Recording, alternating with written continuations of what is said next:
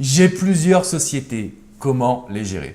Bonjour à toutes et à tous et bienvenue dans la Minute Coaching de Next Level Business Team. Je suis Alex Cormon, votre coach en business. Bonjour Alexandre, comment vas-tu? Bien et toi Rachid? Bien. Tu es avocat au barreau de Paris? Oui, Tu donnes des conseils juridiques?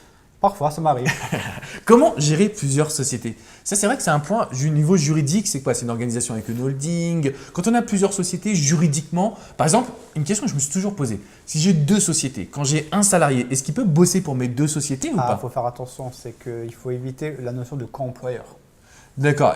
Parce qu'aux États-Unis, on a le droit de faire ça. Alors tout dépend de la manière dont tu présentes le projet. D'accord, ok, très bien. Donc il suffit que dans ce cas-là, que tu fasses deux contrats de travail pour les deux structures. D'accord. Mais il faut faire attention, il ne faut pas que tu fasses un contrat de travail dans lequel une autre société va bénéficier du travail de ton salarié dans l'autre structure. La moralité, c'est de faire appel à un avocat, je pense. Oui, C'est mieux. ça va vous permettre de rédiger un contrat de travail en bonne et due forme pour clarifier la position et les tâches dans chacune des sociétés.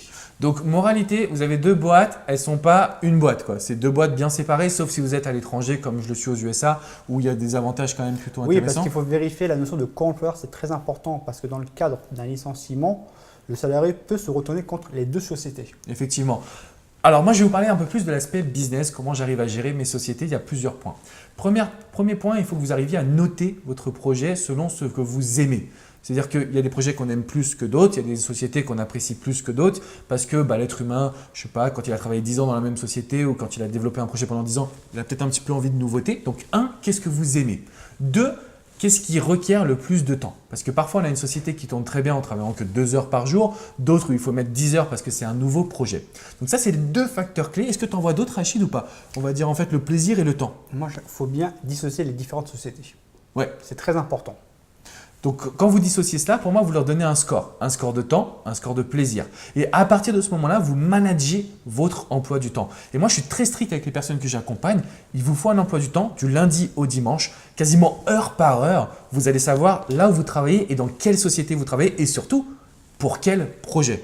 Parce qu'il faut dissocier les sociétés, mais il faut dissocier les projets au sein des sociétés. Oui, ça a un impact surtout si vous avez plusieurs salariés pour savoir combien d'heures travaille tel salarié pour telle structure.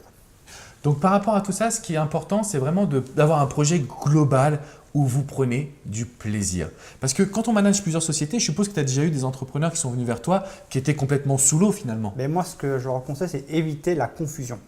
C'est une source de conflit parce que vous avez tendance à un petit peu à mélanger les dépenses pour telle société qui va bénéficier à l'autre. Et là, c'est que vous avez premièrement un problème fiscal parce que l'administration fiscale peut dire que c'est une dépense qui n'a pas été faite pour le compte de la société mais pour une autre.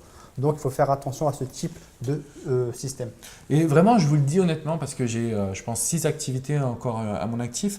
C'est important que vous arriviez à séparer les choses, à faire appel à un conseil juridique, expert comptable. C'est vraiment hyper important parce que parfois, on prend des décisions en tant qu'entrepreneur où on se dit « Ah, c'est bon, ça va aller ». Vous savez, on fonce, on prend des décisions. Enfin, moi, je me réveille, je prends des décisions et après, je réfléchis.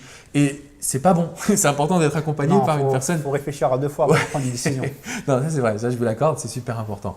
Ok, donc Mais parfois, ça a des avantages. oui, parce qu'on fonce, on prend des risques, on a envie d'aller de l'avant et c'est là où on a aussi des résultats. Mais l'idée, c'est de trouver la bonne balance. C'est pour ça que j'apprécie vraiment. Je te remercie de faire ces vidéos avec moi et de faire partie de cette team parce que je trouve qu'on est super complémentaires. D'ailleurs, en coaching, on nous le dit souvent. Oui.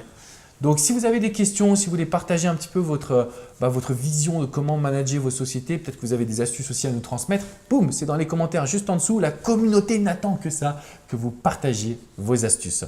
Surtout, n'hésitez pas à mettre un petit pouce bleu sur la vidéo et surtout, abonnez-vous à la chaîne pour qu'on puisse avoir la plus grande communauté des entrepreneurs sur le web. C'est notre objectif, on a vraiment envie de vous aider. Donc, faites participer vos amis, partagez la vidéo. On est là avec vous et gérer plusieurs sociétés, c'est pas si compliqué quand on prend du plaisir. C'est ça, la réalité, elle est là. La question, c'est l'organisation. Exactement. Ciao, ciao les amis, prenez bien soin de vous. Au revoir.